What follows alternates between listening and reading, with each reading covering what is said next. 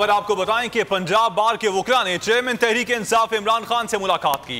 Vice chairman Punjab bar council की क़यादत में वफ्द की ज़मान पार्क आमद हुई। इस दौरान इमरान खान का कहना था कि उनकी जिद्दोजहद आइन और कानून की बालादस्ती की है। वकला से बहुत सी तवक्कुआत हैं, उम्मीद है हमेशा की तरह साथ देंगे। Vice chairman Punjab bar council Syed Jafar ने इस मौके पर कहा कि एक वाक़े के 2 मुकदमात की गुंजाइश कानून में है। इमरान खान पर हमले का मुकदमा उनकी दरखास्त के मुताबिक दर्ज होना चाहिए। मुर्तजा भुट्टो केस की इस हवाले से नज़ीर मौजूद है। अगर आपको ये वीडियो पसंद आई तो हमारे चैनल को सब्सक्राइब करें और बेल आइकन पर क्लिक करें।